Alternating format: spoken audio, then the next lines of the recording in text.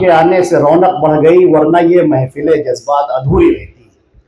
अल्लाह ताला बेहतरीन जज़ा अता फरमाए हमारे शेख को। शेख ज़रा तकरीम करनी है, आपकी खिदमत में कुछ हदिया पेश करना है ज़िले जमीयत की जानिब से। तशरीफ़ लाए शेख। शेख बस, अरे शेख, अरे शेख आपके हाथों से हो जाए। हमारे सदर मोहतरम फजीलतुल शेख हाफिज अतीकुर रहमान तैयबी अमीर सूबाई जमीयत अहले हदीस के हाथों से ये तकरीम होगी।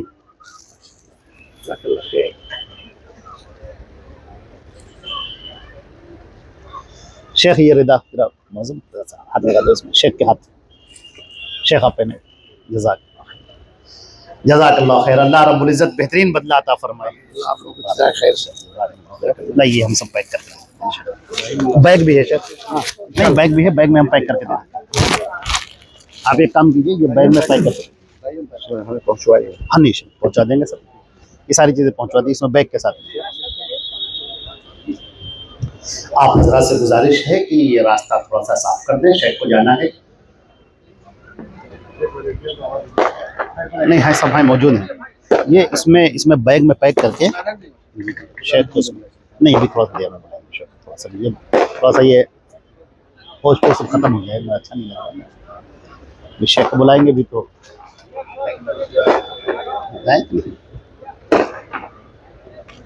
वो जा रहे हैं मुलाकात के लिए, तो पहले लाइन में लगने के लिए। शेख हमारे ख्याल से हमारी आप सबसे दरख्वास्त है कि आप लोग शेख को तकलीफ न दें, मुसाफा आप फिर कभी कर लीजिएगा। आप लोग जहां हैं वहीं तशरीफ रखें।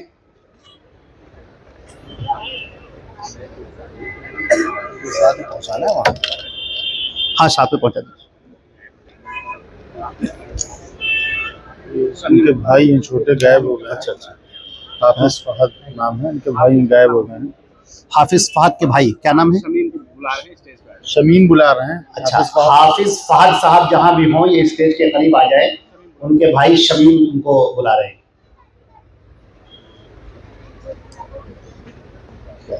कौन क्या था?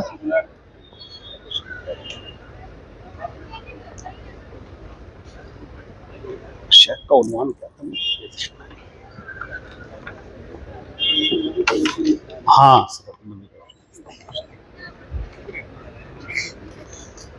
हजरत, सुबह से 12 बजे से आप तमाम हजरत ये इस्लाह मुआशरा कॉन्फ्रेंस समाअत फरमा रहे हैं।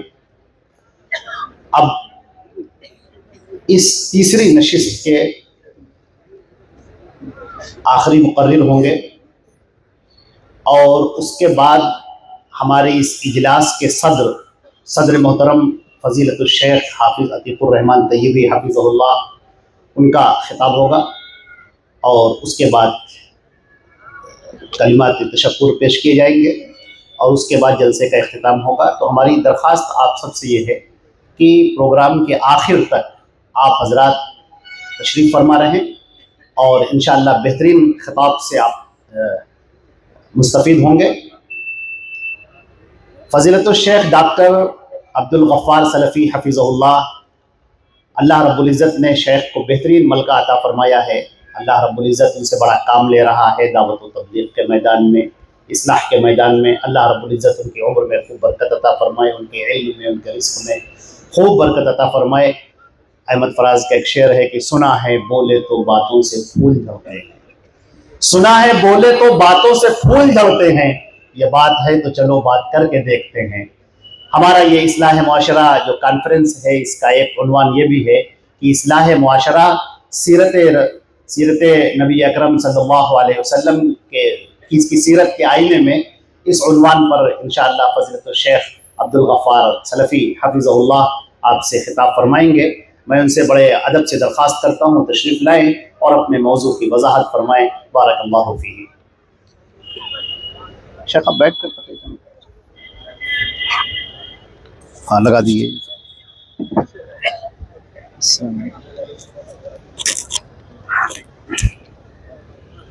नीचे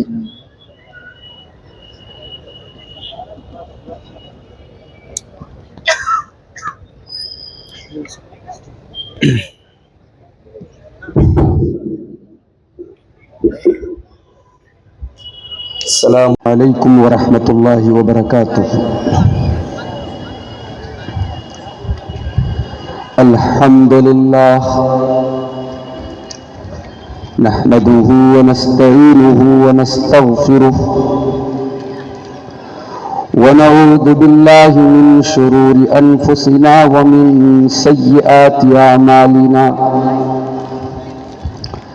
من يهده الله فلا مضل له ومن يضلل فلا هادي له، وأشهد أن لا إله إلا الله وحده لا شريك له، وأشهد أن محمدا عبده ورسوله، يا أيها الذين آمنوا اتقوا الله حق تقاته ولا تموتن إلا وأنتم مسلمون، يا أيها الناس اتقوا ربكم الذي خلقكم من نفس واحدة وخلق منها زوجها وبث منهما رجالا كثيرا ونساء، واتقوا الله الذي تساءلون به والأرحام إن الله كان عليكم رقيبا، يا أيها الذين آمنوا اتقوا الله وقولوا قولا سديدا يصلح لكم أعمالكم ويغفر لكم ذنوبكم، ومن يطع الله ورسوله فقد فاز فوزا عظيما، أما بعد فإن خير الحديث كتاب الله، وخير الهدي هدي محمد صلى الله عليه وسلم، وشر الأمور محدثاتها، وكل محدثة بدعة، وكل بدعة ضلالة، وكل ضلالة في النار۔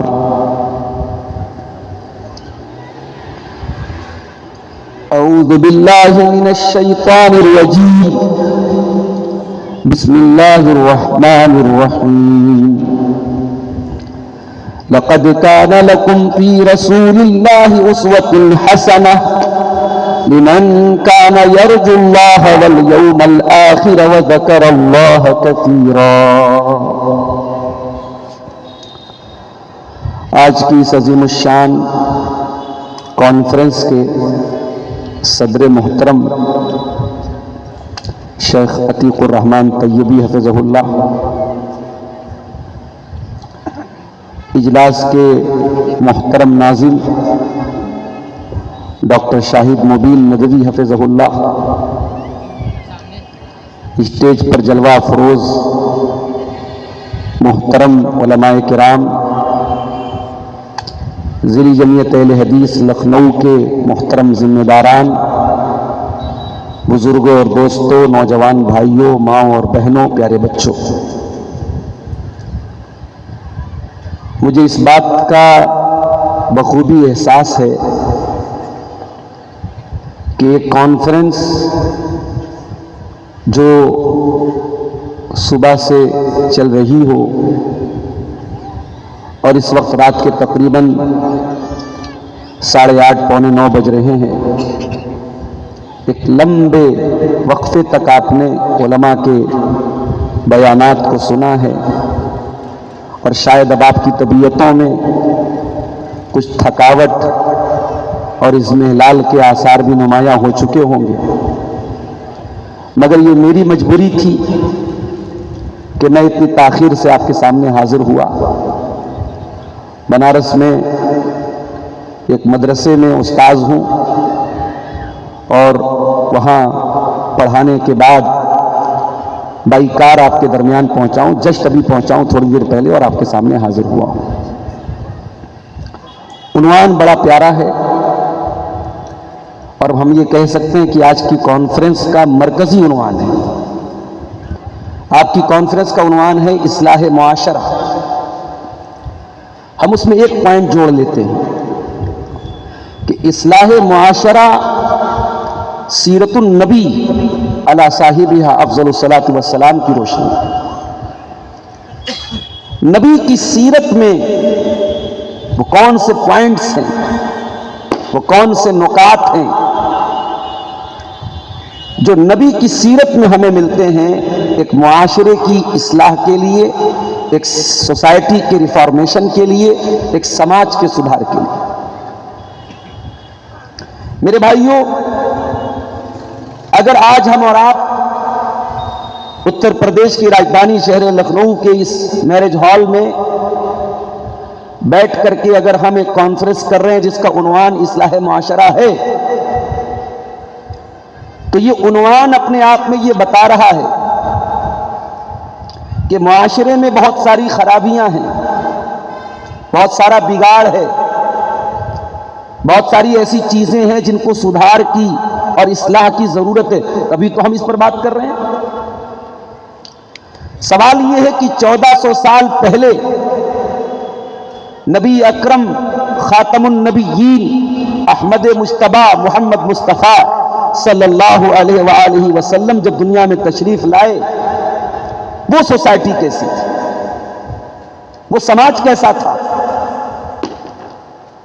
جب ہم سیرت کی کتابیں اٹھاتے ہیں تو ہم یہ پاتے ہیں کہ وہ سماج، وہ معاشرہ اخلاقی اعتبار سے،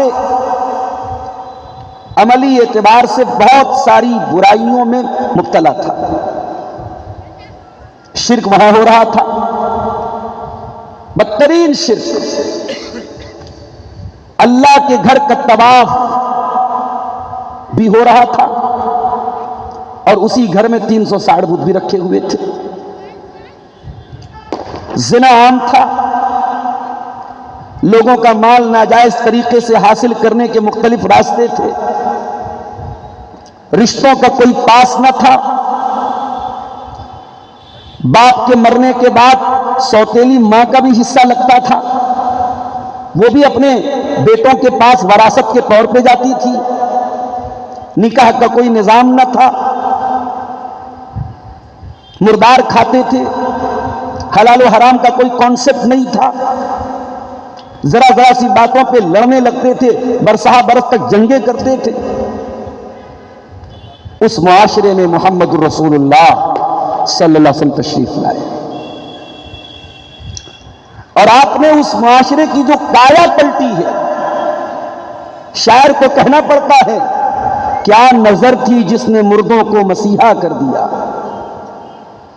جو کل تک مردے تھے آج مسیحا بن گئے، جو کل تک لوگوں کا مال غصب کرتے تھے آج دنیا کے مال کے محافظ بن گئے، جن کی نظر میں عورت کی عزت اور عصمت کا کوئی حیثیت نہ تھی، آج حقوق کے نسواں کے علم بردار بن گئے، جو شرک کی علم بردار تھے آج توحید ان کا نعرہ اور توحید ان کا شعار اور رب واحد کی یکتائی ان کی پہچان بن گئی۔ تو یہ ہر اس انسان کے لیے قابل غور ہے جو معاشرے کی اصلاح کرنا چاہتا ہے کہ وہ نبی کی سیرت کو پڑھے اور دیکھے کہ پیارے نبی صلی اللہ علیہ وسلم نے یہ کون سا طریقہ اپنایا، کس نہج پر کام کیا، کون سا اسلوب اپنایا، کون سی اسٹریٹجی اپنائی کہ آپ نے 23 سال کی مدت میں اس معاشرے کی کایا پلٹ دی۔ قرآن حکیم میں اللہ تعالیٰ اپنے نبی کی بعثت کا جب ذکر کرتا ہے اور نبی کے دنیا میں آنے کے مقاصد کو بیان کرتا ہے تو اللہ تعالیٰ ایک مقصد یہ بھی بیان کرتا ہے، لَقَدْ مَنَّ اللَّهُ عَلَى الْمُؤْمِنِينَ إِذْ بَعَثَ فِيهِمْ رَسُولًا مِّنْ أَنفُسِهِمْ يَتْلُو عَلَيْهِمْ آيَاتِهِ وَيُزَكِّيهِمْ وَيُعَلِّمُهُمُ الْكِتَابَ وَالْحِكْمَةَ وَإِن كَانُوا مِن قَبْلُ لَفِي ضَلَالٍ مُّبِينٍ۔ اے ایمان والو، یاد کرو ہمارا احسان عظیم، ہم نے وہ نبی بھیجا جو تمہارے ہی بیچ میں سے برپا ہوا، تمہارے ہی قبیلے، تمہارے ہی خاندان، تمہارے ہی شہر مکہ میں پیدا ہوا، یتیم پیدا ہوا، دنیا میں یتیم بچے عام طور سے مشاہدہ بتاتا ہے کہ یتیم بچے ان کو تربیت نہیں مل پاتی، ماں اور باپ کا پیار نہیں ملتا، یتیم بچے بگڑ جاتے ہیں۔ لیکن اللہ کی حکمت دیکھو میرے بھائیو، اللہ نے اپنے آخری نبی کو یتیم بنایا، باپ کا سایہ نہیں پایا، اپنے 6 سال کی عمر میں ماں کو کھو دیا، 8 سال کی عمر میں دادا بھی چل بسے، 3 صدمے محمد عربی صلی اللہ علیہ وسلم نے بچپن میں سہے۔ علماء سیرت لکھتے ہیں کہ اللہ تبارک و تعالیٰ کی حکمت یہ تھی، اللہ نے اپنے نبی کو یتیمی کی تکلیف سے دوچار کر کے آئندہ آنے والی دعوتی زندگی میں اور اپنی ریئل لائف میں، اپنی پروفیشنل لائف میں جو مصیبتیں، جو تکلیفیں محمد رسول اللہ کو اٹھانی تھی، اللہ تعالیٰ نے ان کے لیے تمہید بنایا تھا پیارے نبی کو بچپن میں ان تکلیفوں سے دوچار کر کے۔ اللہ کہہ رہا ہے ایمان والوں، وہ نبی کوئی باہر سے نہیں آئے، وہ آسمان سے نازل نہیں ہوئے، تمہارے بیچ میں پیدا ہوئے۔ یتلو علیہم آیاتی، وہ رب کا قرآن پڑھ پڑھ کے تمہیں سناتے ہیں، وَيُزَكِّيهِمْ، اور یہ بہت قابل غور نکتہ ہے۔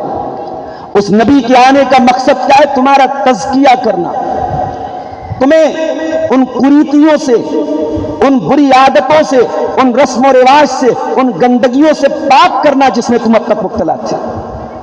وَيُعَلِّمُهُمُ الْكِتَابَ وَالْحِكْمَةَ، اور وہ نبی تمہیں کتاب و حکمت کی تعلیم دینے کے لیے دنیا میں آئے۔ میرے عزیزوں، میرے محترم بزرگوں، میرے بھائیوں، یہ نبی کی سیرت کا بڑا روشن باب ہے کہ آپ نے سماج کا تزکیہ کیا ہے، معاشرے کی اصلاح کی۔ آئیے ذرا ہم نبی کی سیرت کو کھولتے ہیں اور دیکھتے ہیں کہ اللہ کے نبی کی سیرت میں ہمیں اصلاح معاشرہ کے کون سے پہلو ملتے ہیں۔ ایک بہت بڑا پہلو ہمیں یہ ملتا ہے نبی کی سیرت میں، اللہ کے نبی اللہ کے دین کی طرف بلا رہے ہیں، توحید کی طرف بلا رہے ہیں، اور ایک ایسے سماج میں بلا رہے ہیں جہاں کے لیے توحید کی آواز بالکل اجنبی ہے۔ اجعل الآلہۃ الہا واحدا ان ھذا لشیء عجاب، یہ محمد کیا کہہ رہے ہیں؟ ایک معبود کی عبادت کریں، سارے معبودوں کو چھوڑ دیں؟ یہ بات ان کے لیے بڑی عجیب تھی، بڑی اجنبی بات تھی۔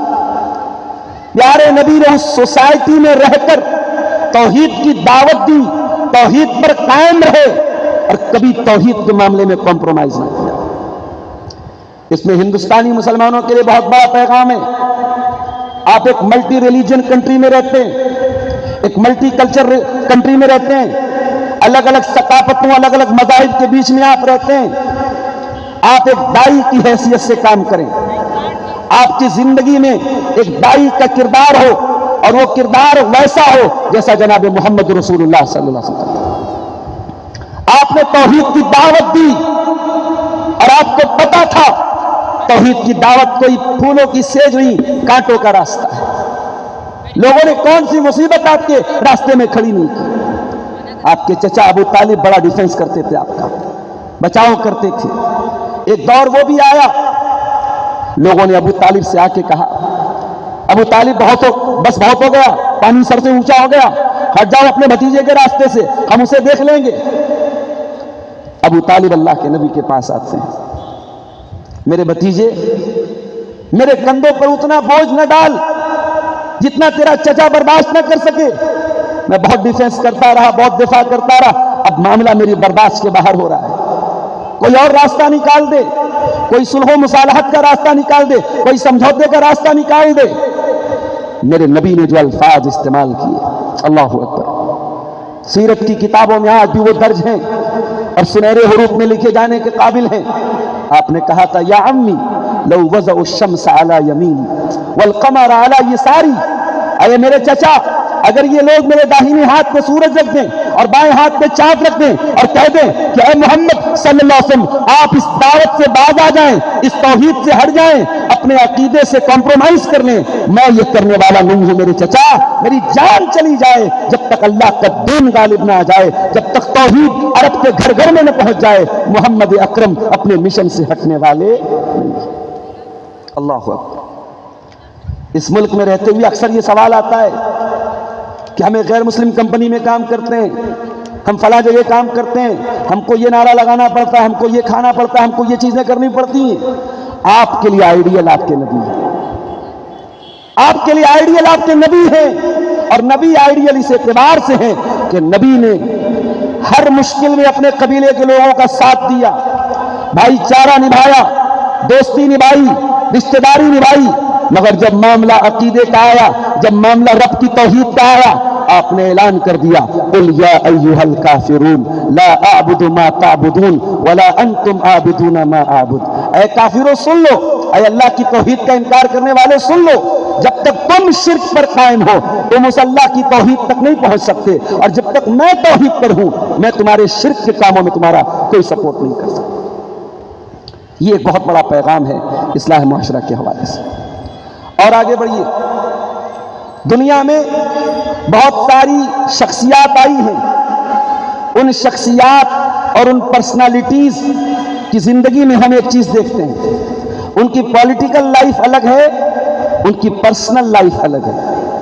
پولیٹیکل لائف میں وہ ایک بہت بڑے رہنما ہیں، ان کے اقوال ذری ہیں، ان کی باتیں بڑی قیمتی ہیں، مگر پرسنل لائف میں ان کے ساتھ بہت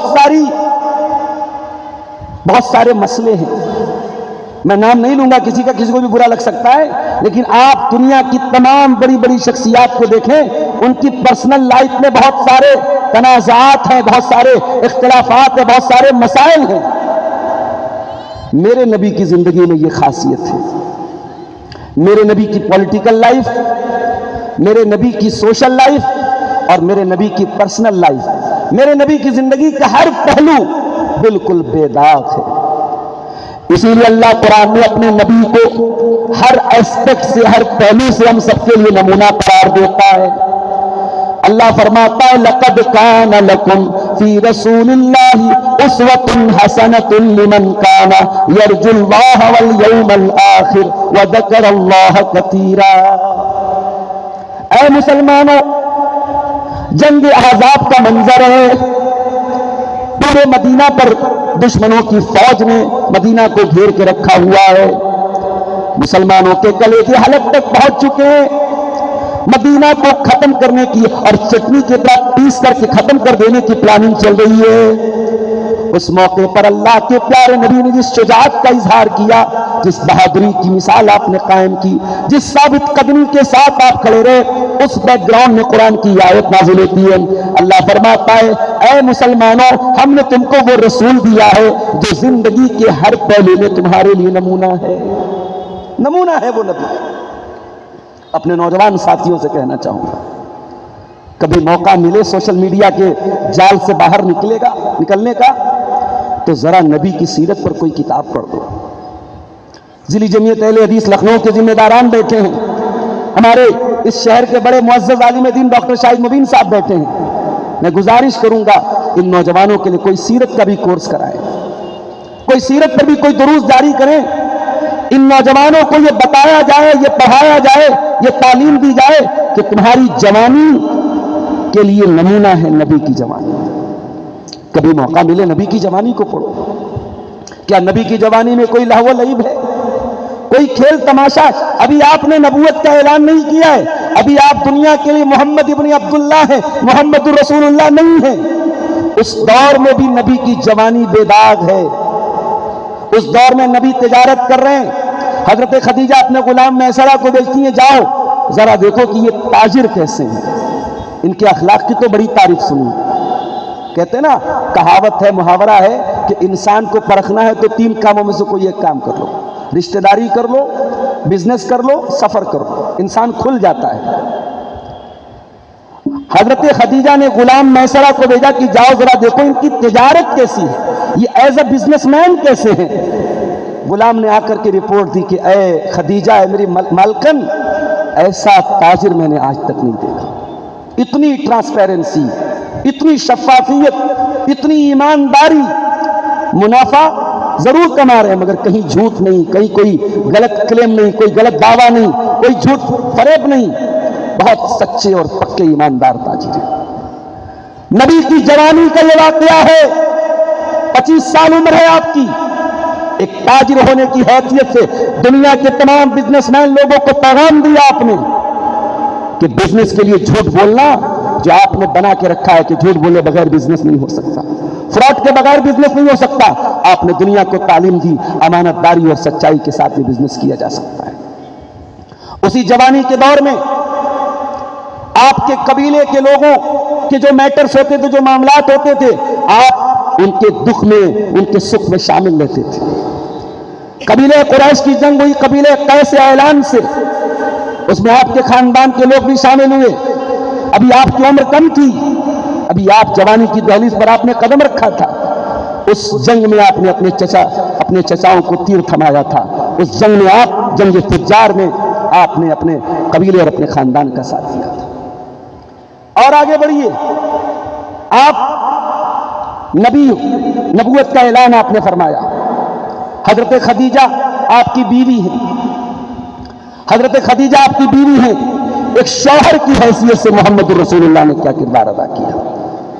दुनिया में आज इंसान दुनिया वालों के लिए बहुत अच्छा है, पूछा जाए अपनी फैमिली के लिए कैसे हो, अपने परिवार के लिए कैसे हो, अपनी बीवी के लिए शौहर कैसे हो, तो वहां बड़े बड़ों का मामला गड़बड़ हो जाता है।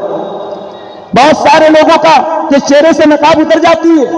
इधर समाज में बड़ी इज्जत है, बड़ी रिस्पेक्ट है, बड़ी रेपुटेशन है, मगर बीवी को मार रहा है, बच्चों को मार रहा है, घर में बड़ा जालिम है, बड़ा जालिम बाप है, बड़ा जालिम शौहर है। मोहम्मद अरबी की सीरत से मेरे भाइयों कुछ और बताती है। आप तो इतने बेहतरीन शौहर थे, आप दावे के साथ फरमाते थे अना खैरुकुम li अहली, ओ लोगों में अपने परिवार के लिए सबसे अच्छा हूं। आप अपनी बीवियों के साथ इस कदर हुस्न सलूक करते थे कि 9 बीवियां एक साथ आपके निकाह में थी और कभी किसी बीवी ने आपके ऊपर किसी तरीके का कोई क्लेम न किया, किसी को कभी कोई शिकायत न हुई। अम्मा आयशा से पूछा गया, अल्लाह के प्यारे नबी घर में रहते थे तो क्या करते थे? फरमाया यकूनु फी मेहनति अहलिही, अल्लाह के प्यारे नबी जब घर में रहते थे अपने घर वालों का सपोर्ट करते थे, उनके कामों में हाथ बटाते थे, अपनी बकरी का दूध खुद दूह लेते थे, अपने कपड़े को खुद झाड़ लेते थे, अपने जूते का तस्मा खुद ठीक कर लेते थे। बाहर आप निकल रहे सहाबा आपके वजू का पानी हासिल करने के लिए तड़प रहे हैं, आपके मुंह से थूक निकलता है, सहाबा उस थूक को जमीन पे गिरने नहीं देते हैं। बाहर ये रेपुटेशन है, ये इज्जत है, ये एहतराम है। ऐसा इंसान जब घर में आए तो अपने आप को तो वीआईपी ट्रीट करवाता है ना। जो एक इंसान जब बाहर उसको एक सेलिब्रिटी की हैसियत दी जाती है तो घर में भी सोचता है कि मैं सेलिब्रिटी हूं, मगर अल्लाह के प्यारे नबी ने अपनी बीवियों को एक सेलिब्रिटी की हैसियत से अपना तारुफ नहीं करवाया। आपका सलूक एक शौहर, एक बेहतरीन शौहर की हैसियत से। अम्मा खदीजा का इंतकाल हो गया, आपके निकाह में ऑलरेडी कई बीवियां हैं। बीवियों को मरने के बाद कौन याद करता है? जब आपके पास एक अल्टरनेट मौजूद हो तो आप क्यों किसी को याद करेंगे? मगर मोहम्मद अरबी सल्लल्लाहु अलैहि वसल्लम ने दुनिया वालों को एक मिसाल दी कि रिश्ते मरने के बाद भी खत्म नहीं होते। मां मर गई, मां की मोहब्बत आज भी दिल में मौजूद है। बीवी मर गई, बीवी की मोहब्बत आज भी दिल में मौजूद है। मेरे नबी के घर में गोश्त बनता था तो गोश्त को अपनी मरहूम बीवी, अपनी मरहूमा बीवी हजरत खदीजा की सहेलियों के यहाँ भिजवा देते थे, याद किया करते थे खदीजा को। एक मरतबा अम्मा आयशा ने कहा कि आप बहुत ज्यादा खदीजा का नाम लेते हैं, क्या बात है? तो आपने फरमाया कि खदीजा ने बड़े मुश्किल वक्त में मेरा साथ दिया था, खदीजा ने मुझे बच्चे दिए हैं, मेरे बच्चों की माँ है, मैं खदीजा को कभी नहीं भूल सकता। आप दुनिया के सबसे सीरियस इंसान हैं, आपका मिशन दुनिया का सबसे सीरियस मिशन है। हमेशा आपको इस बात की चिंता है लोग ईमान कैसे लाएंगे, लोगों के अंदर इस्लाह कैसे होगी। इतने सीरियस होने के बावजूद सीरत की किताबें उठा के देखिए, नबी अपनी बीवियों के साथ हंसी मजाक भी करते थे, इंटरटेनमेंट भी करते थे, घर के अंदर हंसी मजाक के हल्के फुल्के लम्हात भी आते थे। अम्मा आयशा फरमाती हैं, एक मरतबा हम लोग सफर में जा रहे थे, आपने सहाबे किराम से कहा थोड़ा आगे निकल जाओ। सहाबा आगे बढ़ गए, अब थोड़ी प्राइवेसी हासिल हो गई, सन्नाटा हो गया। आपने कहा खदीजा चलो, आयशा चलो हम दोनों दौड़ का मुकाबला करते हैं। हजरत आयशा कहती है मेरी नई नई शादी हुई थी, بدن ہلکا تھا، دبلی پتلی تھی. دوڑ کا مقابلہ ہوا، میں نبی سے آگے نکل گئی، نبی پیچھے رہ گئے. مجھے بہت ہنسی آئی، مجھے مزہ آیا، مجھے ہنسی آئی. پیارے نبی صلی اللہ علیہ وسلم خاموش، میں ہنستی رہی، نبی خاموش رہے. کچھ عرصہ گزرا، پھر ایک اور سفر تھا. نبی نے صحابہ سے کہا تھوڑا آگے بڑھ جاؤ. پھر آپ نے اتفاق سے سفر میں حضرت عائشہ ساتھ میں تھی. آپ نے کہا عائشہ بہت دن ہو گئے، چلو ہم لوگوں نے ریس نہیں کی، چلو مقابلہ کرتے ہیں. اما عائشہ کہتی ہیں اس مرتبہ میں تھوڑی فربا ہو گئی تھی، میرا بدن تھوڑا بھاری ہو گیا تھا. دنیا کے شوہروں کو میسج ہے، بیوی کے ساتھ ایسا حسن سلوک کرو اس کی صحت و تندرستی میں 4 چاند لگ جائیں. اتنا ستا کر کے، اتنی تکلیفیں دے کر، اتنا ٹارچر کر کے بیویوں کو نہ رکھو کہ ان کا جسم آزاد ہو جائے. چند مہینوں کے بعد کہہ لیجئے، چند سالوں کے بعد کہہ لیجئے، جب یہ دوسرا سفر آیا تو اما عائشہ کہتی فلما بدنتو، میں فربا ہو گئی، میرا بدن ہیوی ہو گیا. اور اس بار جب دوڑ کا مقابلہ ہوا تو میں پیچھے رہ گئی اور اللہ کے پیارے نبی آگے نکل گئے. اور آپ نے مسکرا کر فرمایا حاذہ بتلک، عائشہ یاد ہے یہ اس دن کا بدلہ ہے.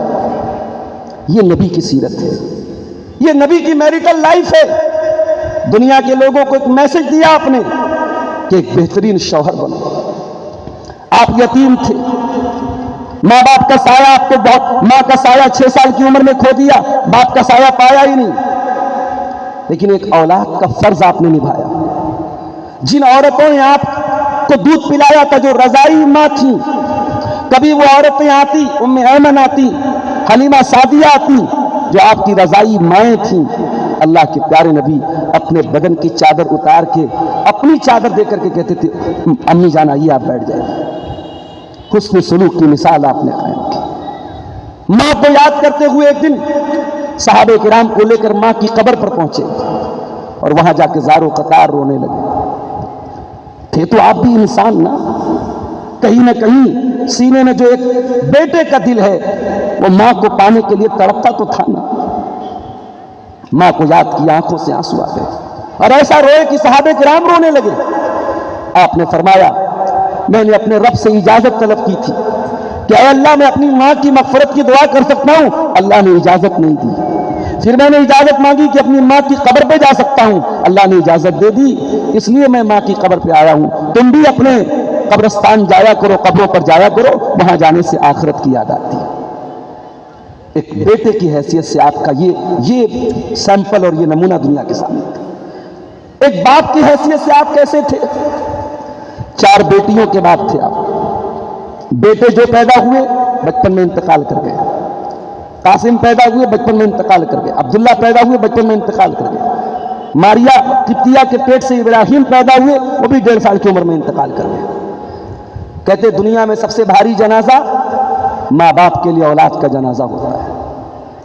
نبی نے اپنی حیات مبارکہ میں 3 بیٹیوں کا جنازہ اٹھایا، 3 بیٹوں کا جنازہ اٹھایا. دنیا والوں یہ مصیبتیں تمہارے اوپر آئیں تو شاید اپنے مشن کو چھوڑ دو، اپنے کام کو چھوڑ دو اور ڈپریشن کے شکار ہو جاؤ. مگر محمد عربی صلی اللہ علیہ وسلم نے اپنی زندگی میں آنے والی ان تمام مصیبتوں کے باوجود اللہ کے مشن کو قائم رکھا، توحید کے مشن کو قائم رکھا. اصلاح معاشرہ کا کام کرنے والے نوجوانوں کے نام پیغام ہے، اصلاح معاشرہ کا کام کرنے والی میری بہنوں کے نام پروگرام کے نام پیغام ہے کہ زندگی اسٹرگل کا نام ہے. زندگی میں پریشانیاں آئیں گی، زندگی میں کبھی ایسا ہوگا بچوں کا انتقال ہو جائے گا، کبھی رشتہ داروں کا انتقال ہو جائے گا، کبھی کوئی بہت بڑا لاس ہو جائے گا. یہ پریشانیاں، یہ مصیبتیں زندگی میں آئیں گی. اپنے مشن کو کبھی نہ بھولنا، اپنی زندگی کے مقصد کو کبھی نہ بھولنا، یہ آپ نے سبق دیا. بیٹیوں کو آپ نے بڑے پیار سے پالا. ایک ایسے سماج میں جہاں بیٹی پیدا ہوتی تھی اس کو زمین میں لے جا کر کے باپ اپنے ہاتھوں سے زمین میں دفن کر دیتا تھا، اس ماحول میں نبی نے 4 بیٹیوں کو پالا ہے، بڑے پیار اور بڑی محبتوں سے پالا ہے. آپ کی بڑی بیٹی حضرت زینب، ان کا نکاح ہوا ابو العاص کے ساتھ. ابو العاص قیدی بن کر کے آئے جنگ بدر میں، اسلام نہیں لائے تھے ابھی ابو العاص، قیدی بن کر کے آئے. اور قیدیوں کو چھڑانے کے لیے جب فدیے کا سامان آنے لگا تو تو ابو الاس کو چھڑانے کے لیے ایک ہار آیا. یہ ہار اماں خدیجہ نے اپنی بیٹی زینب کو شادی کے موقع پر دیا تھا. نبی کے سامنے جب وہ سامان آیا اور آپ کو بتایا گیا کہ آپ کے داماد کو چھڑانے کے لیے یہ ہار آیا ہے بیٹی کا ہار دیکھ کے آپ کی آنکھوں میں آنسو آ گئے. یہ بیٹی کو ہار یہ ان کی بیوی نے اماں خدیجہ نے دیا تھا شادی کے موقع پر. آپ نے صحابہ کرام سے ریکویسٹ کی کہ میرے داماد کو چھوڑ دیا جائے, یہ ہار واپس کر دیا جائے. آپ کی سب سے چھوٹی بیٹی حضرت فاطمہ جو سب سے لاڈلی بھی تھیں آپ کو, جب وہ کبھی گھر میں آتی تھیں اللہ کے پیارے نبی کھڑے ہو جاتے تھے اور اپنی بیٹی کا ہاتھ پکڑ کے چومتے تھے اور اپنے بازو میں اپنے بغل میں بٹھاتے تھے اور کہتے تھے مرحبا بابنتی, میری بیٹی تیرا آنا مبارک ہو, تیرے مبارک قدم نے میرے گھر میں, تیرے مبارک قدم میرے گھر میں پڑے ہیں. آپ اپنی بیٹی کا استقبال کرتے تھے. بیٹیوں سے محبت کرنا, بیٹیوں کے لاڈ اٹھانا, یہ محمد رسول اللہ نے تعلیم دی ہے میرے بھائی. اور آگے بڑھیے, ایک رشتہ دار کی حیثیت سے آپ کا کیا, آپ کی سیرت کیا تھی؟ آپ کے اوپر قرآن کی آیت نازل ہوئی وانذر عشیرتک الاقربین, اے نبی اپنے قریبی رشتہ داروں کو ڈراؤ. نبی نے سب سے سارے خاندان کے لوگوں کو اکٹھا کیا اور صفا کی پہاڑی پہ چڑھے اور آپ نے سارے خاندان کے لوگوں کا نام لے لے کے کہا, اے قریش کے لوگوں, اے بنو عدی, اے بنو ہاشم, اے بنو عبد مناف, اے میرے چچا عباس, اے میری پھوپھی صفیہ, کان کھول کر کے سن لو, انقذوا انفسکم من النار, اپنے آپ کو جہنم کی آگ سے بچا دو. لا اغنی عنکم من اللہ شیئا, اگر تم نے ایمان کا راستہ نہ اپنایا, تم نے توحید کا راستہ نہ اپنایا, میں اللہ کے عذاب کے مقابلے میں تمہاری کوئی مدد نہیں کر پاؤں گا. غیر ان لکم رحیما سابلھا ببلالھا, ہاں جو رشتہ داری ہے سکھ دکھ میں کام آؤں گا, تمہاری مصیبتوں میں تمہارے کام آؤں گا, آخرت میں تمہارے کوئی کام نہیں آ پاؤں گا اگر تم نے ایمان کی میری دعوت کو قبول نہیں کیا. چچا ابو طالب کا انتقال ہونے لگا, آپ دل سے چاہتے تھے چچا کلمہ پڑھ لیں. بخاری کی روایت ہے, چچا کے پاس بار بار آ کے آپ نے کہا چچا کلمہ پڑھ لیجئے, لا الہ الا اللہ پڑھ لیجئے, توحید کا اقرار کر لیجئے, اس کلمے کی بدولت اللہ تعالیٰ کیا میں آپ کے لیے بحث کروں گا, آپ کے لیے حجت کروں گا, آپ کلمہ پڑھ کے دنیا سے جائیے. مگر ماں باپ دادا کے دین پر چلنے کا جو خمار ہوتا ہے بڑی مشکل سے اترتا ہے. آج بھی سماج میں آپ دیکھ لیں, جب آپ توحید کی دعوت دیں گے, صحیح منہج کی دعوت دیں گے, تو بہت سارے لوگوں کا یہی جواب ہوگا, ہمارے اکابر غلط تھے کیا, ہمارے بڑے غلط تھے کیا, ہمارے باپ دادا غلط تھے کیا. یہ جواب آج بھی سننے کو ملتا ہے. ابو طالب کلمہ نہیں پڑھ پائے. وہاں دو آدمی ابو جہل اور عبداللہ ابن ابو امیہ, ان دونوں نے ان کو بہلایا پھسلایا, کہا کہ خبردار اپنے باپ دادا کا مذہب مت چھوڑ. نبی آخری دم تک چاہتے رہے کہ ابو طالب کلمہ پڑھ لیں, ابو طالب کلمہ نہیں پڑھ پائے. ایک رشتہ دار ہونے کا فرض آپ نے نبھایا, اپنے رشتہ داروں کی ہدایت کی طلب آپ کے اندر تھی. پھر اور آگے بڑھیے, آپ ایک انسان ہونے کی حیثیت سے سماج میں آپ کیسے رہتے تھے, پڑوسیوں کے ساتھ آپ کا سلوک کیسا تھا, عام لوگوں کے ساتھ آپ کا سلوک کیسا تھا. آپ کا پالا جاہلوں سے پڑتا تھا, بدوؤں سے پڑتا تھا. ایک دیہاتی مسجد میں آیا, پیشاب کرنے لگا, جہاں نماز پڑھی جاتی ہے اس جگہ پیشاب کرنے لگا. صحابہ کرام اس کو مارنے کے لیے دوڑے, آپ نے کہا رک جاؤ, لا تظلموہ, پیشاب کر لینے دو. جب وہ پیشاب کر چکا آپ نے اسے اپنے پاس بلایا, بڑے پیار سے آپ نے سمجھایا, ان ھذہ المساجد لا تصلح لہذا, اے اللہ کے بندے یہ مسجد ہے, اللہ کا گھر ہے, پیشاب کرنے کی جگہ نہیں ہے, گندگی کرنے کی جگہ نہیں ہے. پھر آپ نے اپنے صحابہ سے کہا کہ اے میرے صحابہ, اتنا جلدی طیش میں نہ آیا کرو, اتنا جلدی غصے میں نہ آیا کرو. انما بعثتم میسرین ولم تبعثوا معسرین, تم دنیا میں آسانی پیدا کرنے کے لیے بھیجے گئے ہو, تم دنیا میں مشکل پیدا کرنے کے لیے نہیں بھیجے گئے ہو. یہ میرے نبی کی تعلیم ہے. دشمن کے ساتھ یہ آپ کا سلوک کیسا تھا, جن دشمنوں نے آپ کا جینا حرام کر کے رکھا تھا مکہ میں, اللہ کے گھر میں عبادت کرنے پر انہوں نے تالے لگا کے رکھے تھے. جب سن 8 ہجری میں مکہ فتح ہوا اور وہ دشمن آپ کے سامنے کھڑے تھے اور آپ کو پورا کنٹرول حاصل تھا, آپ کے ایک حکم پر مکہ میں خون کی ندی بہہ جاتی, آپ کے ایک حکم پر تلواریں چل جاتی, مگر آپ نے سب کو معاف کر دیا اور فرمایا کہ لا تثریب علیکم اليوم اذهبوا انتم الطلقاء، جاؤ محمد رسول اللہ کسی سے انتقام نہیں لیں گے۔ میرے عزیزوں، اصلاح معاشرہ میں نبی کا یہ اخلاق ہمارے لیے آئیڈیل اور نمونہ ہے۔ اور یاد رکھیے، نبی کی دعوت سختی سے نہیں پھیلی ہے۔ ہاں، عقیدے میں کوئی کمپرومائز نہیں کرنا ہے، مگر لہجہ زبان ہمیشہ نرم رکھنا ہے۔ اللہ قرآن میں کہتا ہے فَبِمَا رَحْمَةٍ مِّنَ اللَّهِ لِنتَ لَهُمْ وَلَوْ كُنْتَ فَظًّا غَلِيظَ الْقَلْبِ لَانفَضُّوا مِنْ حَوْلِكَ۔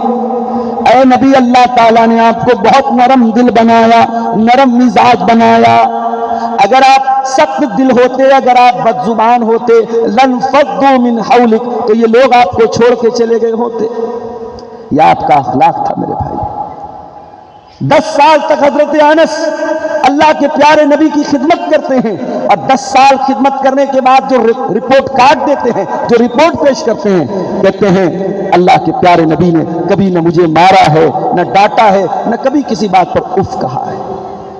میرے بھائیوں، اور خاص طور سے ہمارے وہ بھائی جو مسلک اہل حدیث سے تعلق رکھتے ہیں، میں آپ سے کہنا چاہتا ہوں، اللہ کا شکر ادا کیجئے، اللہ کا شکر ادا کیجئے کہ کروڑوں انسانوں میں اللہ تعالیٰ نے آپ کو اس دین پر چلنے کی توفیق دی جو دین توحید ہے۔ ورنہ ہم بھی کسی جانور کی عبادت کر رہے ہوتے، کسی نبی کے آگے ہاتھ جوڑ رہے ہوتے، کسی جانور کا پیشاب پی رہے ہوتے۔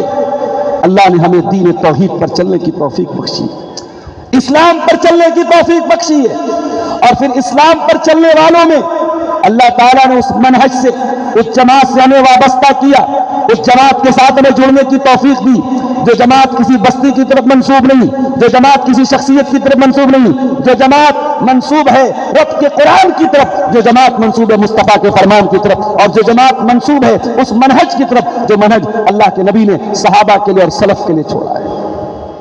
اپنے نوجوانوں سے کہنا چاہوں گا، معاشرے میں اصلاح کرنا ہے، اصلاح کا طریقہ بھی وہی ہونا چاہیے جو نبی کا طریقہ تھا۔ اصلاح کا طریقہ بھی نبی طریقہ ہونا چاہیے۔ آپ کے اندر وہ سلیقہ، وہ شائستگی، وہ ادب، وہ تمیز بھی ہونی چاہیے جو نبی نے صحابہ کرام کو سکھایا۔ آج بہت افسوس ہوتا ہے اپنے بعض نوجوانوں کو دیکھ کر کہ نہ ان کے اندر علماء کا احترام ہے، نہ ان کے اندر وہ شعور ہے جو ایک سلفی المسلک کے اندر ہونا چاہیے۔ میرے عزیزوں، اصلاح معاشرہ کے سلسلے میں نبی کی سیرت میں ایک پہلو ہمیں اور بھی ملتا ہے۔ نبی کی سیرت سے ہمیں سبق یہ بھی ملتا ہے کہ دوسروں کی اصلاح کے پہلے اپنی اصلاح کرو۔ آج ہر انسان کی انگلی پہلے دوسروں پر اٹھتی ہے، کوئی اپنے گریبان میں جھانکنا نہیں چاہتا۔ نبی نے جو مزاج دیا ہے، پہلے اپنی اصلاح کرو۔ میں 2-3 واقعات آپ کو سنا دوں۔ اللہ کے نبی کے ایک صحابی ہیں، نام ہے حضرت حنظلہ۔ وہ ایک دن گھر سے نکلتے ہیں، راستے میں ملاقات ہوتی ہے حضرت ابوبکر صدیق سے۔ ابوبکر صدیق کہتے کہاں جا رہے ہیں آپ؟ کہا نبی کے پاس جا رہا ہوں۔ کہا کیا بات ہے، کیوں جا رہے ہیں؟ کہا ایک سوال پوچھنا ہے نبی سے۔ سوال یہ پوچھنا ہے کہ اے اللہ کے نبی، جب ہم آپ کی مجلس میں ہوتے ہیں اور آپ جنت کی باتیں کرتے ہیں، جہنم کی باتیں کرتے ہیں، تو ہمارا ایمان بہت ہائی لیول کا ہوتا ہے، اور جب وَإِذَا آفَسْنَا الْأَزْوَاجَ وَالْأَوْلَادَ، جب بیوی بچوں میں ہم لگ جاتے ہیں تو ایمان کا لیول لو ہو جاتا ہے۔ تو مجھے یہ ڈر ہے نافق حنظلہ کہ کہیں میں منافق تو نہیں ہو گیا۔ کبھی ایمان کا لیول ہائی ہو رہا ہے، کبھی کم ہو رہا ہے، یہ تو منافق کی نشانی ہے۔ تو میں یہ سوال کرنے نبی کے پاس جا رہا ہوں۔ حضرت ابوبکر صدیق نے کہا کہ بھائی یہ مسئلہ تو میرے ساتھ بھی ہے، یہ پرابلم تو میرے ساتھ بھی ہے، چلو ہم دونوں چلتے ہیں۔ غور کیجئے، حضرت حنظلہ اللہ کے رسول کے پاس آئے اور یہی بات انہوں نے رکھی کہ اے اللہ کے نبی ہمارے ساتھ ایسا ایسا ہو۔ انہوں نے دوسروں پر فتویٰ نہیں لگایا، پہلے اپنے ایمان کی فکر کی، اپنی توحید کی فکر کی، اپنے بارے میں ڈر گئے کہیں میں منافق تو نہیں ہو گیا۔ اللہ کے نبی نے فرمایا نہیں ہے حنظلہ، اس میں منافق کا کوئی مسئلہ نہیں ہے۔ اے حنظلہ، ایمان کی کیفیت ہمیشہ ایک جیسی نہیں رہتی، شیئن فشیئن، ایمان کا لیول ہائی اور لو ہوتا رہتا ہے، یہ فلکچویٹ ہوتا رہتا ہے۔ اس کی وجہ سے یہ نہیں کہ تم منافق ہو، اگر تم ہمیشہ اسی حالت میں رہتے جس حالت میں میری مجلس میں رہتے ہو، لصافحتکم الملائکۃ علی فرشکم، تو فرشتے آ کر کے تم سے مصافحہ کرتے، مگر یہ کیفیت پرماننٹ نہیں رہ سکتی، ریگولر نہیں رہ سکتی۔ حنظلہ کو اپنی فکر ہوئی میرے بھائی، اور آگے بڑھیے، نبی کے ایک صحابی ہیں، نام ہے حذیفہ ابن یمان، یہ اللہ کے پیارے نبی صلی اللہ علیہ وسلم کے سیکریٹری ہیں، اللہ کے نبی کے رازدار ہیں، نبی ان کو بڑی راز کی باتیں بتائی تھی۔ صحابہ کرام کا یہ ماننا تھا کہ حضرت حذیفہ کو مدینہ کے اندر رہنے والے تمام منافقوں کا نام پتہ ہے۔ حضرت حذیفہ جس انسان کے جنازے میں شامل نہیں ہوتے تھے، صحابہ کرام سمجھ جاتے تھے یہ منافق آدمی، اتنا ان کے اوپر بھروسہ تھا لوگوں کو۔ حضرت حذیفہ رضی اللہ تعالیٰ عنہ، حضرت عمر فاروق ان کے پاس آتے ہیں اور کہتے اے حذیفہ سچ بتانا، نبی نے تمہیں منافقوں کا جو نام بتایا ہے کہ اس میں عمر بن خطاب کا نام تو نہیں ہے۔ اللہ اکبر، یہ کون بول رہا ہے؟ ساری زندگی اسلام کی خدمت کرنے والا، نبی کی محبت میں جینے والا اور نبی کی محبت پہ ساری زندگی بسر کرنے والا وہ انسان عمر بن خطاب، اس کو اپنے ایمان کی، اپنی آخرت کی اتنی فکر ہے کہ حضرت حذیفہ سے کہتے ہیں اے حذیفہ سچ بتانا اس لسٹ میں کہیں میرا نام تو نہیں ہے۔ حضرت حذیفہ نے کہا نہیں، کبھی ایسا نہیں ہو سکتا، آپ کا نام اس لسٹ میں نہیں ہے۔ یہ صحابہ کرام تھے میرے بھائی، یہ نبی کی تربیت کا اثر تھا کہ صحابہ کرام کو اپنے دین و ایمان کی پہلے فکر ہوتی تھی، اپنی اصلاح کی پہلے فکر ہوتی تھی۔ معاشرے کی اصلاح کرنا ہے تو یہ پوائنٹ ہمیں یاد رکھنا چاہیے، یا ایھا الذین آمنوا علیکم انفسکم، امر بالمعروف بھی ضروری ہے، نہی عن المنکر بھی ضروری ہے، معاشرے کی اصلاح بھی ضروری ہے، مگر سب سے پہلا کام کیا کرنا ہے؟ اپنے نفس کی اصلاح کرنا ہے، اپنے آپ کی اصلاح کرنا ہے۔ میرے عزیزوں، نبی کی سیرت میں اگر معاشرے کی اصلاح کرنا چاہیں تو ایک چیز ہمیں اور نظر آتی ہے، اور وہ چیز یہ ہے کہ آپ کا اپنے مخالفین کے ساتھ رویہ کیسا ہے۔ ابھی ممبئی کا ایک ویڈیو بہت وائرل ہوا، ٹاٹا کینسر ہاسپٹل کے باہر ایک غیر مسلم کھانا کھلا رہا ہے اور اس لائن میں ایک مسلمان نقاب پوش عورت آتی ہے اور وہ کھانا کھلانے سے انکار کر دیتا ہے اور وہ کہتا ہے نہیں صاحب، ہمارے مذہب کا فلاں نعرہ جو لگائے گا ہم اس کو یہ کھانا کھلائیں۔ یہ ویڈیو بہت وائرل ہوا، لوگوں نے مذمت بھی کی، جو اچھے دماغ کے لوگ تھے، مسلمان غیر مسلم سب نے مذمت کی۔ پھر ایک اور ویڈیو بھی آیا، ایک اشرف نام کے مسلمان آدمی نے، وہ بھی ممبئی کے کسی ہاسپٹل کے باہر کھانا کھلا رہا ہے اور اس کی لائن میں بھی مسلمان غیر مسلم سب لگے ہوئے ہیں اور وہ کہہ رہا ہے کہ بھائی کھانا کھاؤ، تمہیں اللہ اکبر کہنے کی کوئی ضرورت نہیں۔ یہ بہت اچھا پیغام، اور میں اگر سچ کہوں تو یہ اللہ کے رسول کی سیرت کا یہ پیغام اس نوجوان نے دیا ہے۔ نبی کی سیرت کا پیغام یہی ہے میرے بھائی۔ وہ کھانا بانٹ رہا ہے، اس کے سر پہ ٹوپی بھی ہے، اس کے چہرے پر داڑھی بھی ہے، وہ مسلمان پہچان کے ساتھ یہ کام کر رہا ہے، اس کو اپنی اسلامی پہچان پر کوئی شرم نہیں ہے۔ میرے نوجوان بھائیوں، آج اپنی شناخت سے تم منہ موڑ رہے ہو، تمہیں اپنی داڑھی پر شرم آ رہی ہے، اپنی ٹوپی پر شرم آ رہی ہے۔ میری بہنوں، تمہیں اپنی نقاب پر شرم آ رہی ہے۔ اگر واقعی میں تمہیں اپنے نقاب، اپنی داڑھی اور اپنی پہچان پر شرم آ رہی ہے تو پھر یہ چلو بھر پانی میں ڈوب مرنے کا مقام ہے۔ تمہارے دشمن تو یہی چاہتے ہیں تم اپنی شناخت کو چھوڑ دو، تم ان کے رنگ میں رنگ جاؤ، مگر یاد رکھو وَمَنْ أَحْسَنُ مِنَ اللَّهِ صِبْغَةً، سب سے بہترین رنگ اللہ کا ہے، اللہ کے رنگ میں رنگ جاؤ۔ اللہ نے جو تمہاری پہچان بنائی ہے، ایک مسلمان عورت کا نقاب اس کے اسلام کی پہچان ہے، ایک مسلمان نوجوان کی داڑھی اس کے اسلام کی پہچان ہے۔ اس پہچان کو کسی کو خوش کرنے کے لیے، کسی کا دل جیتنے کے لیے اس پہچان کو مٹانے کی کبھی کوشش مت کرو۔ نبی کی سیرت میں ہمیں یہ پیغام بھی ملتا ہے کہ ہمارے جو مخالفین بھی ہیں، ہمیں ہمارے نبی نے جو اخلاق بتایا ہے وہ دشمن کے ساتھ بھی وہ اخلاق ہمیں نبھانا ہے۔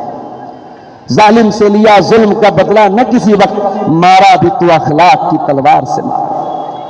اپنے مخالف کے ساتھ بھی آپ کو ناانصافی نہیں کرنا ہے۔ دنیا والوں کا بنایا ہوا ایک نقلی اصول، ایک جھوٹا اصول ہے کہ صاحب every thing is fair in love and war, پیار میں اور جنگ میں سب جائز ہے۔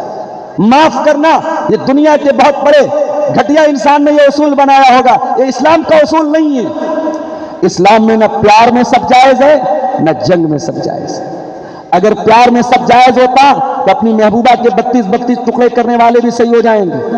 اگر پیار میں سب کچھ جائز ہوتا بغیر نکاح کے لیو ان ریلیشن شپ میں رہنے والے بھی صحیح ہو جائیں گے. اگر پیار میں سب جائز ہوتا اپنی محبوباؤں کے چہروں پر ایسڈ ڈالنے والے بھی صحیح ہو جائیں گے. نہ پیار میں سب جائز ہے نہ جنگ میں سب جائز ہے. میرے نبی جب جنگ میں کسی کو بھیجتے تھے کہتے تھے لا تقتلوا ولیدا، کسی بچے کو قتل نہ کرنا. ولا تقتلوا شیخا فانیا، کسی ایسے بوڑھے انسان کو جو جنگ کے میدان میں نہیں لڑ رہا ہے اس کو قتل نہ کرنا. ولا تحرقوا الشجرہ، کسی پیڑ کو آگ نہ لگانا، کسی کی عبادت گاہ کو مت گرانا. یہ جنگ کے اصول بنائے تھے اللہ کے پیارے نبی نے. اور قرآن کریم میں اللہ نے بیان کیا وَلَا يَجْرِمَنَّكُمْ شَنَآنُ قَوْمٍ عَلَىٰ أَلَّا تَعْدِلُوا اعْدِلُوا هُوَ أَقْرَبُ لِلتَّقْوَىٰ.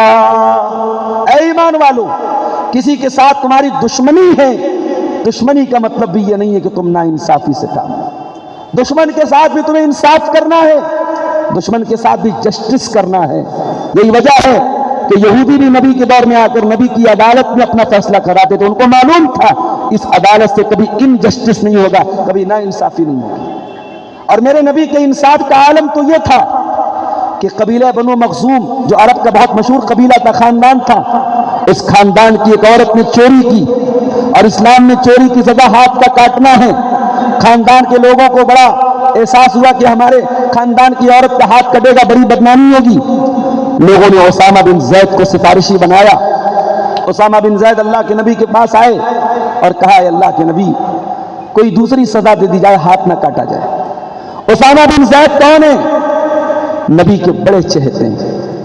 اور آپ کو ایک بات بتاؤں، نبی اسامہ بن زید سے بھی بہت محبت کرتے تھے، ان کے والد زید بن حارثہ سے بھی بہت محبت کرتے تھے. اور جب جنگ موتا کے لیے آپ نے لشکر بھیجا تو لشکر کا کمانڈر آپ نے زید بن حارثہ کو بنایا اور کہا اگر ان کا انتقال ہو جائے تو عبداللہ بن رواحہ کو بنا لینا، اگر ان کا انتقال ہو جائے تو جعفر طیار کو بنا لینا. گویا نبی نے ایک میسج یہ بھی دیا کہ زندگی میں جب مصیبتیں آئیں تو قوم کا لیڈر وہ نہیں ہے کہ جب قوم کو میوہ مل رہا ہو تو آگے آگے رہے اور قوم پر مصیبتیں آئیں تو پیچھے چلا جائے. قوم کا لیڈر وہ ہے جو مصیبتوں کے ٹائم اپنے آپ کو آگے کرتا. جنگ موتا میں اللہ کے نبی کے بڑے چہیتے صحابی حضرت زید بن حارثہ شہید ہو گئے تھے. میرے عزیزوں، انہی کے بیٹے اسامہ بن زید بہت محبوب تھے اللہ کے رسول کے. اسامہ بن زید آ کر کے کہتے ہیں کہ اللہ کے نبی کوئی اور سزا دی جائے. نبی نے فرمایا کہ نہیں. بڑے غصے میں آپ نے فرمایا اتشفع فی حد من حدود اللہ، اے اسامہ کیا تم اللہ کے قانون کو بدلنے کی سفارش لے کر کے میرے پاس آئے ہو؟ اے اسامہ کان کھول کر کے سن لو، لو ان فاطمہ بنت محمد سرقت لقطعت یدها. یہ تو قبیلہ بنو مخزوم کی عورت فاطمہ ہے. اے اسامہ ابن زید کان کھول کر کے سن لو، اگر میری بیٹی فاطمہ بھی چوری کرتی تو اس نے بھی ہاتھ کٹوا دیتا. یہ رسول کی عدالت ہے، یہ رسول کا انصاف ہے. اس لیے میرے بھائیوں، عدل و انصاف اور نبی نے جو اخلاق سکھایا ہے وہ اخلاق بھی اصلاح معاشرہ کے لیے بہت ضروری ہے. اور آخر میں ایک بات عرض کر کے بات ختم کروں گا. حضرت عمر ایک بات کہا کرتے تھے. حضرت عمر بہت ہی جینیس آدمی تھے، دور اندیش آدمی تھے. کبھی موقع ملے تو حضرت عمر کے چھوٹے چھوٹے جو کوٹیشن ہے نا ان کو پڑھا کرو، اس سے بڑی آپ کی زندگی کو بہت رہنمائی ملے گی. حضرت عمر کہتے تھے کنا اذل قوم، ہم دنیا کی سب سے ذلیل قوم تھے. فاعزنا اللہ بالاسلام، اور اللہ نے ہمیں اسلام کے ذریعے عزت دی. ومهما ابتغينا العزت فی غیرہ، اور اسلام کو چھوڑ کر اگر کسی اور چیز میں عزت ہم تلاش کریں گے اذلنا اللہ، اللہ ہمیں ذلیل کر دے گا. اسلام میں ہماری عزت ہے اور معاشرے کی اصلاح بھی اسی میں ہے میرے بھائیوں کہ ہم اسلام پر آ جائیں. آج افسوس ہوتا ہے، ابھی ایک تہوار گزرا ہمارے غیر مسلم بھائیوں کا، فیس بک پر ہمارے ایک استاد نے لکھا کہ پٹاخوں کی آواز تو مسلمانوں کے علاقوں سے زیادہ آ رہی ہے. مسلمانوں کے اندر آج کفار مشرکین کا کلچر، ان کا رہن سہن بڑی تیزی سے سرایت کر رہا ہے. اور ہمارے پاس جو ڈاٹا آ رہا ہے یہ سب مسلمان لڑکیاں بڑی تیزی سے مرتد ہو رہی ہیں.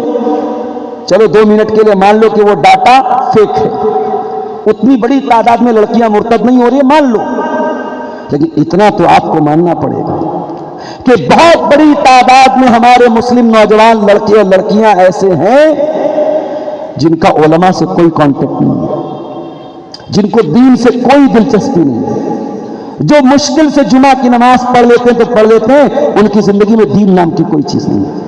वो न किसी जलसे में आते हैं, न किसी प्रोग्राम में आते हैं, न किसी आलिम की तकरीर सुनते हैं।